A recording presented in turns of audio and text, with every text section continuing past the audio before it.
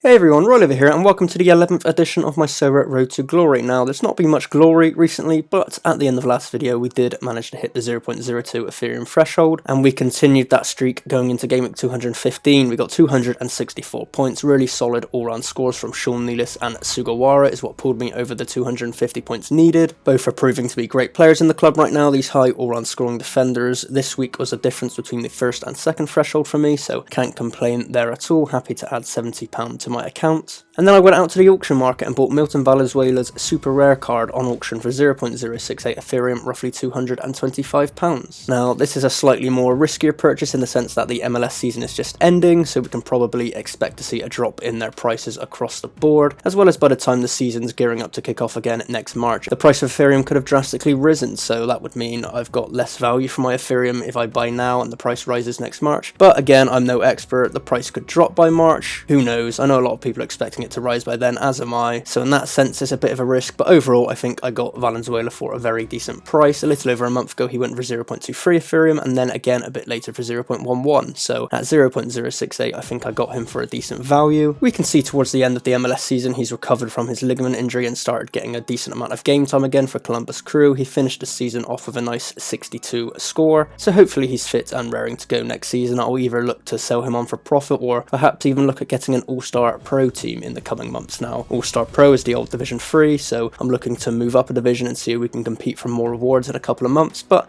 time will tell if this all works out. I've got a few players in mind that I'm monitoring in the MLS, but I will likely make a separate MLS scouting video in the coming months, so keep an eye out for that. I then also sold two of my limited No Don Guillons, so both of those cards are Guillon out of my club.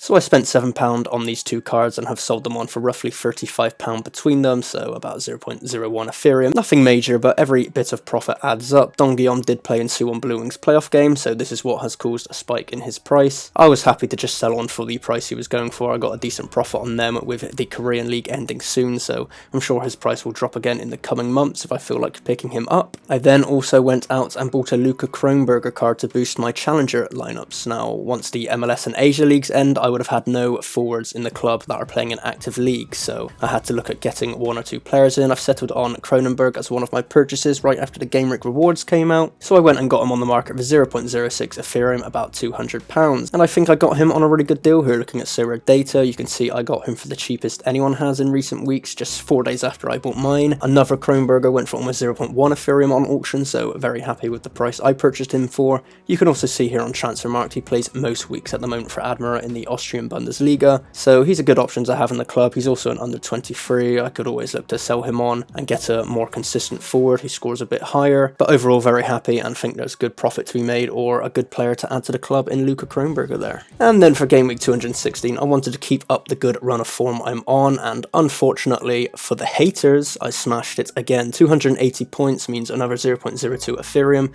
another £70 going into the account right there. Big props goes out to Lars Veldwick for carrying me this week. Unfortunately, his team Suwon FC don't look to be making the next stage of the playoffs in the K-League, but I'm happy he got me a goal as my captain this week. The only annoying thing is that everyone else in the team seemed to be a bit below par despite such a high score, so you know, on another week perhaps Mitsu and Sugawara do a bit more for AZ, maybe Kronberger gets a goal and Brandon Horst keeps a clean sheet, I would have had a decent chance of winning a tier 3 or tier 2 card. But you know, what can you do? Can't complain overall. Another good week to hit the thresholds, and it goes to show how important a good all-star rare team is. In the last 2 weeks alone, so the last 3 game weeks, I've managed to win over £200 worth of Ethereum just from hitting these thresholds, so that essentially pays for the Kronberger purchase I made earlier. Definitely make sure you have a strong all-star rare team and smash out those threshold rewards while you can, while they're still there. Hopefully I can keep the run going in the long term. We've had a great November so far. Obviously international fixtures are coming up, which I don't have the teams to compete in for the next few game weeks, so it might be a bit of a dead period for me, but obviously when the real football returns, hopefully we can keep grinding out these threshold results and winning some Ethereum.